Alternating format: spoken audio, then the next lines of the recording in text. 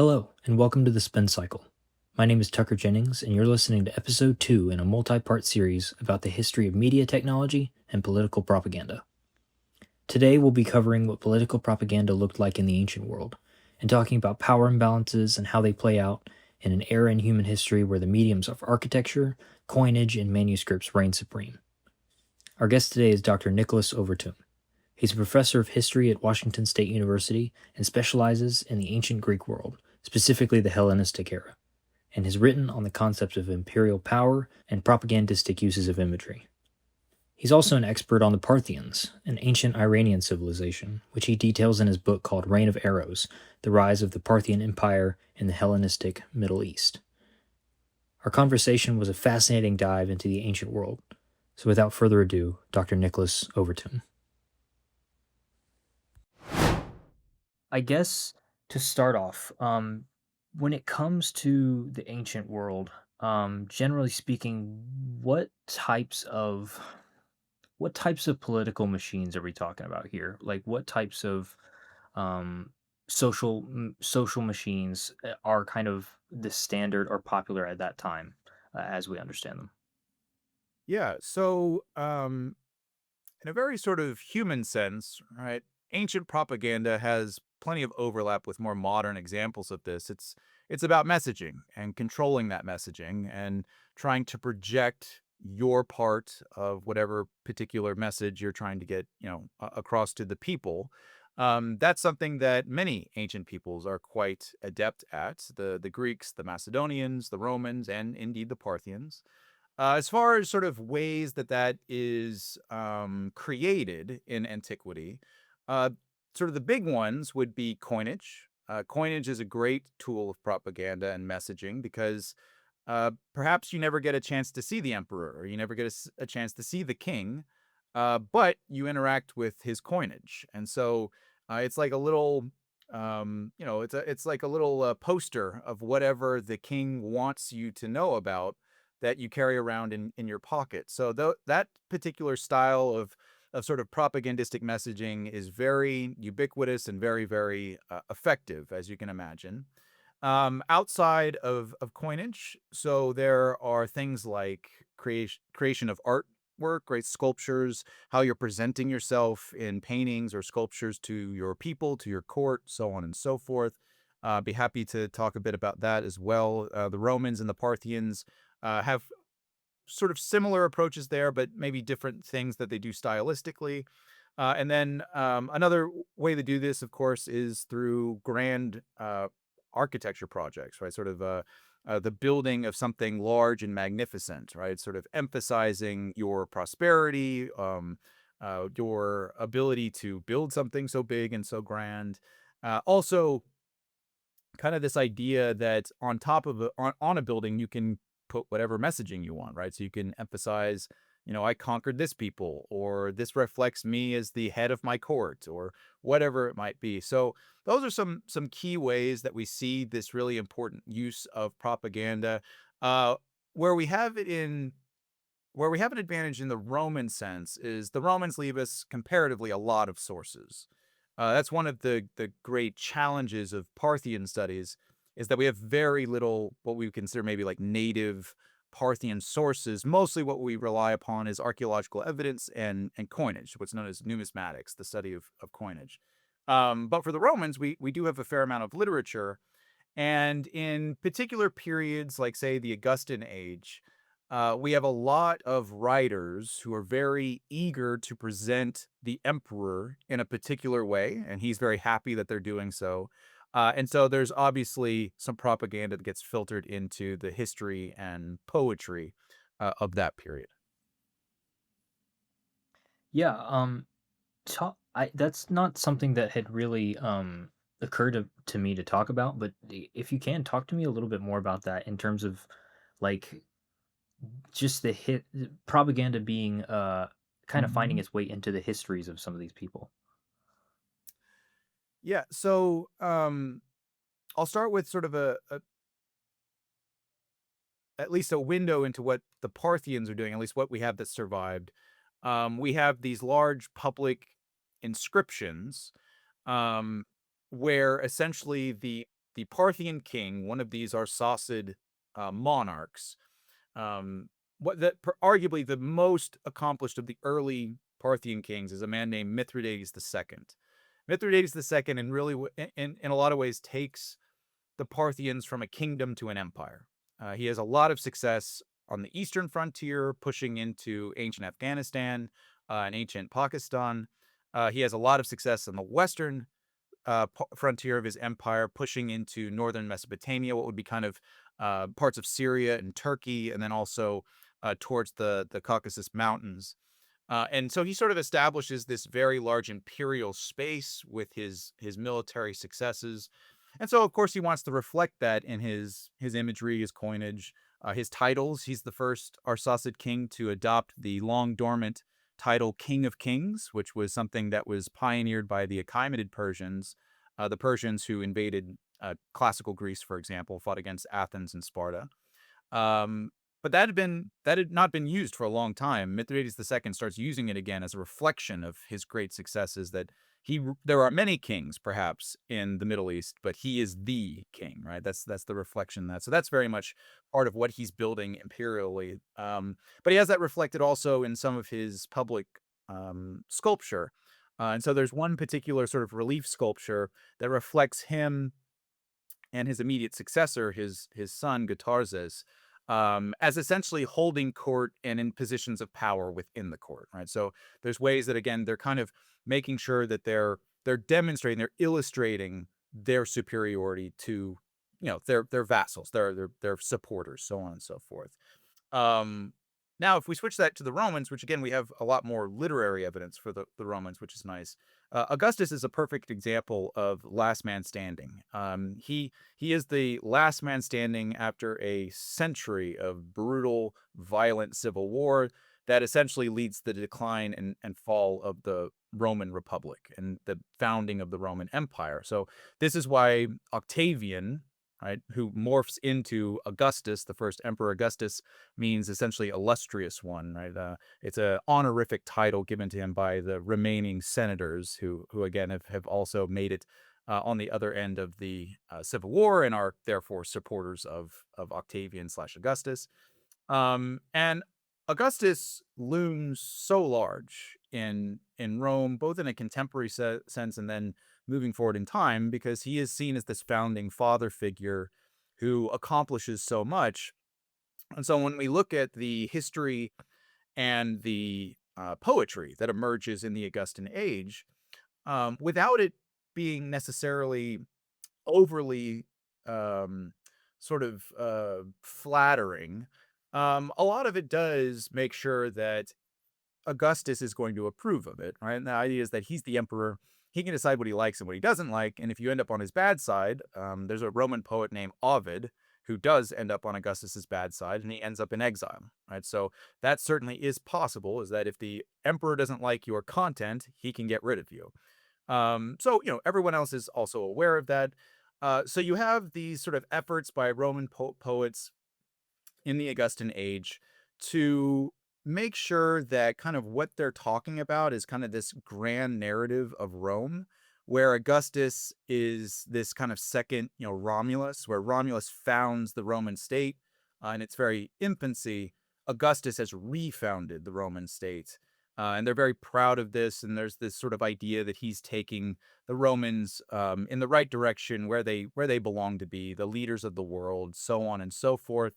Again, in the history, the main historian of this period is a historian named Livy.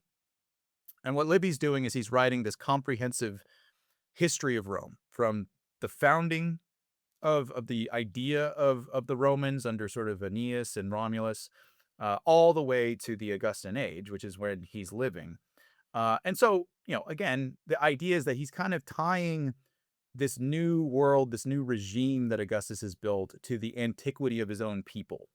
And so you see kind of these flourishes of rhetorical propaganda that are kind of filtered into his history, where it's like the values put forward by Augustus are values that are reflected in the heroes of Livy's history. So you're kind of aware of those things. That's why, as a historian, it's always important to understand the context of the author and the intended audience Because in many ways, that's going to be your window into what potential biases you're looking at in any particular source.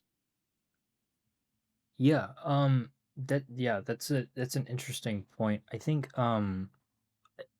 so I wanted to get into some like differences and similarities between sort of these sort of ancient forms of propaganda and more modern forms. And one that hadn't occurred to me till now until you kind of were talking about it was sort of the way in which political leaders kind of attach themselves to myths or I don't know if folklore or something would be like the best word, but like sort of the myths of the nation. Can you talk to me a little bit more about how that works in relation to kind of the ancient world? Sure. Yeah. So again, the Romans are a good example here. So there's lots of examples of emperors who are kind of cosplaying as heroes, gods, that sort of thing. This goes all the way to the end of the Western Roman Empire, by the way. The last Roman Empire and emperor in the West is named Romulus Augustulus. He's called Romulus Little Augustus. It's very much on purpose. He's been named that. Those are his imperial names for a reason, right? Is to tie the end of the empire, which ultimately, is the end of the Western Empire, to the very origin of Rome and the very origin of the empire. So we can see that is something that through time and space, the Romans are certainly interested in. Augustus is much more careful. Augustus is a brilliant politician. In many ways, he built the blueprint of what it means to be an authoritarian leader protected by the scaffolding of democracy or republican values or ideas. What I mean by that is he creates a governmental system which is kind of commonly known today as the Principate. It's based off of this Latin title, princeps, the root of our concept of a prince, the idea that you're first in line for the throne as a prince. Well, princeps means first, but within the context of how Augustus is using it, it means first citizen. So when Augustus is interacting with his people, his court, his senate, his soldiers, his citizens, he doesn't refer to himself as imperator, right? Emperor. He doesn't refer to himself as Augustus, even. He simply refers to himself in this humble title of princeps. I'm simply the first citizen amongst my fellow citizens. And what that means is that he is projecting this idea that he hasn't forged an empire at all. He's simply restored the republic, right? He's fixed the broken republic. That the death throes of the republic, all those sort of wars that were fought between Marius and Sulla, or Pompey and Caesar, Mark Antony and Octavian, that's over now. And Octavian Augustus, right, the princeps, has put everything back together. And he's going to allow for peace and prosperity to be the norm instead of war and destruction. And that he's not doing this in any sort of new vein. He's not calling himself Rex, right? He's not calling himself king. He's not calling himself dictatore. He's not being the dictator, although he's taken on those powers, of course, behind the scenes. Just that sort of humble use of princeps, it's very clever because it sort of sums up this idea of creating an authoritarian regime protected by the scaffolding of republicanism, right? This idea that the people, the Senate still matter, even though in reality they don't. The buck stops with Augustus. So he's very careful on not overly connecting himself in sort of grandiose ways to gods or heroes. But later emperors are much more interested in playing in the margins there. For example, one of the other the Julio Claudians are the first dynasty to rule over the Roman Empire, Augustus's family and his descendants in essence. But one of the most notorious of the early emperors is Caligula. And Caligula only reigns for 4 years and is assassinated very brutally, in part because he likes to push the boundaries and play in the margins. For example, he declares himself a living god, which is something in the Greek world that had become, common place amongst very powerful leaders and not completely sort of abhorrent. But in the Roman world, it's still very taboo. The Romans are okay with deifying you after you die, but you can't claim that you're a living God. That's the sort of bridge too far, if you will, for the Romans. And so Caligula saying that he's a divinity on Earth and doing silly things like declaring war on Neptune, the god of the sea. These are things that essentially build him very bad press, very bad relations very quickly on, and help sort of facilitate his end, which is going to be at the hands of a senatorial and military coup against him. Another emperor that leaps to mind, who's another kind of the bad one of these bad emperors, Commodus, who's of course famous because of Gladiator. But Commodus, uh, like the movie emphasizes, does like to cosplay as a gladiator. He's very proud of his sort of macho-ness. So that's the sort of imagery that he likes to put out to his people. But within that, Commodus is going to manufacture this public identity, this public persona, that he is the second coming of Romulus. This idea that, again, tying himself to the origin of the Roman people, that therefore, as the second coming of Romulus, he can rename and refound Rome if he wants. And then very much we see this in his imperial portraiture. He likes to see himself as the second coming of Hercules. And so we actually have busts of Commodus where he's cosplaying as Hercules. He has the lion skin cap. He has the big, club of Hercules. And so again, it's kind of interesting how certain emperors are very interested in kind of creating these images. You would argue because they think that it's going to help solidify or advance their power and authority, right? Making them seem bigger and bolder, more powerful than a normal man, theoretically gives them a lot of potential authority, agency, and strength. But sometimes that's always checked by the sort of social norms and traditions of the Roman world, which can be quite conservative. And if you push it too far, you're actually going to end up rubbing people the wrong way and making enemies out of those you're trying to convince. Hmm. Yeah, I did not know about that. That's fascinating.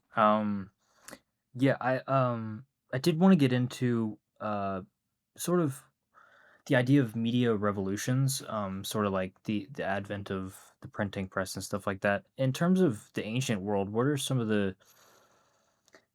the communication method revolutions you could already, or just methods in general, like, you could already talked about coinage, art, poetry in a lot of senses, statues, architecture, stuff like that. What are some, are there any that come to the mind that come to mind that sort of at a specific moment in ancient history kind of changed the game when it comes to political communication? Yeah, so the invention of coinage is a major game changer. This happens in the Archaic period in a place called Lydia, in what would be essentially Western Anatolia, kind of the Aegean coastal region of what is the modern nation state of Turkey. And in Lydia, they create the first coinage, and obviously that's a pretty important invention, and it is shared very rapidly across the Eastern Mediterranean and adopted and adapted by neighboring civilizations. So the Persians, the Egyptians, the Greeks all go, oh, this is a pretty good idea. And part of the reason for that, of course, is it facilitates economic surplus, right? Commerce, trade, so on and so forth. But also it's very important for messaging, um, where early coinage generally is associated with the divine, where it's a um, sort of there's a spiritual essence to the coinage that is honoring the gods. Increasingly, there is kind of this morphing, especially in the Greek world and then eventually in the Roman world, towards the celebration of images. And so, iconic in classical Greece is the owl coinage of Athens, right? And this is something that if you see that iconic owl on a silver coin, you know, ah, that's from Athens, right?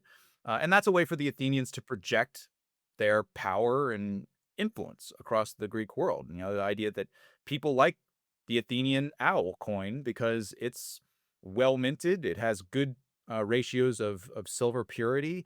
It's trustworthy, and ultimately that's what you need in an economy that isn't backed by banks. It isn't backed by paper money or concepts of credit and and debt like that. So when your economy is based on silver, gold, those sorts of things, the weights, measures, purity, and consistency of your coinage is hugely important. And if you have a coin that is particularly useful, then again, that's just going to project your success to your neighbors, right? The idea is that your markets are, or your coins are used not only just in your market, but out of market sometimes. And we see, Athenian owl coins spread across the Mediterranean because of this. The Romans also are going to get into this, just as the Parthians are. And the idea being that, in essence, the coin evolves over the course of the entirety of antiquity and really starts fitting the needs of any particular society, whether we're talking about democratic Athens or the kings of the East, or eventually the Roman emperors. So definitely, coinage is a major, major development as far as kind of the expression of messages, over the course of antiquity.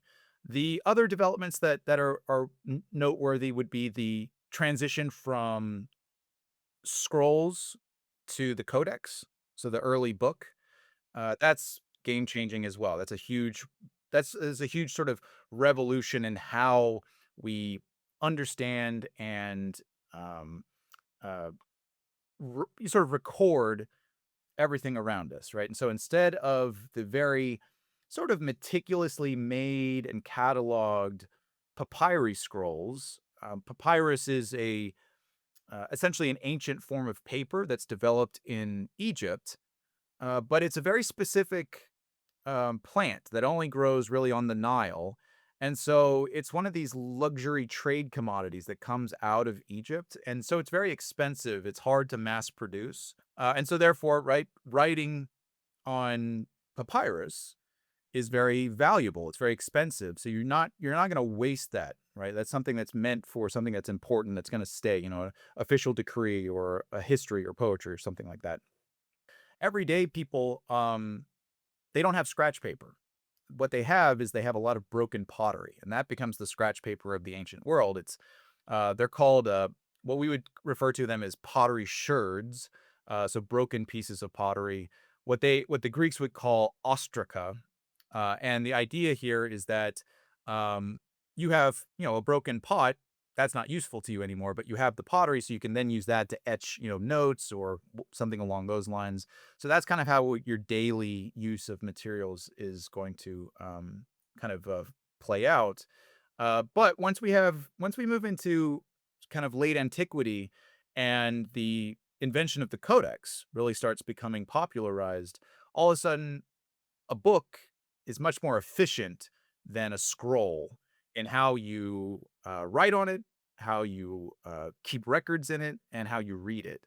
And so that's another one of those major revolutions, at the sort of tail end of antiquity, that's going to have a much larger impact in the broader world of kind of like the early medieval period, where manuscripts become the preferred form of recording things. Right. Cool. Um, I guess my last question is sort of this is all like leading up to the big question, like I mentioned, of sort of being in one of these revolutions in media technology right now with social media and things. And part part of my argument being that right now there seems to be a difference in terms of right now and past forms of political propaganda because uh, it seems almost for the first time that kind of your average Joe is able to not only consume propaganda but participate in the creation of propaganda through social media and stuff like that. But that's just kind of my own what comes to mind. I guess my question is that something that's fairly recent, or is sort of the creation and participation of propaganda by sort of the average Joe, average citizen, something that can be traced back to ancient times? That's a good question. So, my initial reaction is that we are experiencing something new. Never before in human history have so many people had access to a public voice that can expand globally. Um, that, of course, there's examples through time and space of where someone from nowhere became a big deal, right? So, Joan of Arc is a good example of that, or, like Napoleon, right, is from a relatively obscure background and becomes a major political and propagandistic player. Uh, but generally, right, that's something that's not common. And um, there's no real avenue in antiquity for common people to have their voices heard on a global sort of platform. Um, I think that there's sort of just natural, uh, what we might call guardrails and sort of ceilings to how that could even possibly happen in antiquity. I think about, again, kind of the process of how someone who's just a normal person would even gain an audience with the emperor, um, and maybe not even personally, their idea gaining an audience with the emperor, the amount of levels that you'd have to go through to even have that happen, it's extremely, extremely rare. So let's say, just as a scenario, right? This um, common person living in, say, Roman Asia Minor has some sort of um, noticeable sort of dispute with the law, right? The idea that the law is not addressing a particular concern, so on and so forth. So what they would do is they would go to their local, and when I mean local, their community leader, and they would try to mitigate the scenario there, right? So keep it communal. And so maybe that becomes a situation that the majority of the community is aware about and engaged in. But after that, if that wasn't able to satisfy the issue, really what happens there is it'd be up to the community leader to then contact your local Roman governor. And the Roman governor would be essentially a wealthy Roman aristocrat who's in service to the emperor, who's been sent out to a particular administrative region for a few years. And primarily he's there to keep the books, dispense the emperor's justice, so on and so forth. And usually these Roman governors are doing kind of tours around their province, going from community to community. And when he arrives, that's your time to get his ear, right? So let's say, again, in that scenario, governor comes by, we finally get his ear. He hears the thing. And again, he's not quite sure how to act. And so generally, imperial governors are pretty cautious. They are not trying to make waves because they have an emperor to answer to. So if the governor didn't feel particularly comfortable in making a decision themselves, I'm thinking of a particular example of this now, where a Roman governor named Pliny, Pliny the Younger, hears a proposition from a local authority, a local community, where they want to make a fire brigade. There are no police or firemen officially. Those are not professions in the Roman world. And obviously, they have fires that they're worried about. So they want to create a fire brigade to protect their local community. The local community members can't really make a decision on this. They ask Pliny, the governor. He doesn't feel comfortable making a decision on this. So what he then does is he writes a dispatch to the Roman emperor. The emperor at this time is a man named Trajan. And what we have is we have a record of this correspondence because Pliny kept good notes and they have survived to us. But in this correspondence, even, right, Pliny's not traveling to the court. The person who's asking for the fire brigade isn't traveling to the court. This is kind of a game of telephone almost. And ultimately, what happens is Pliny receives a message back from the emperor, which maybe it was from Trajan, or more likely it's just from one of Trajan's inner circle advisors who are taking care of the mundane details of everyday rule over the empire. And essentially, most of this correspondence, including this specific example that I'm thinking about, is Trajan or Trajan's, advisors going, nah, don't nothing new. Keep it the way it was. The old ways are the best ways. We don't want to encourage community organization. We don't want to create some sort of armed guard that's playing the "We Are a Fire Brigade" game. So basically, bad idea. Don't do that. And so again, like that does show that you can, from the very, very lowest rung, get a message to the highest rung. Um, but there's no way even once if you are heard by the emperor, there's really no way for that to scale in any sort of way that's close to the modern world of social media, Twitter, Instagram, stuff like that. So, no, I think that what we're going through now is quite unique. It's doesn't mean that it's completely foreign and we can't find examples of things to learn from or perhaps be cautious about from history. I think that we should always be diligent in trying to do that.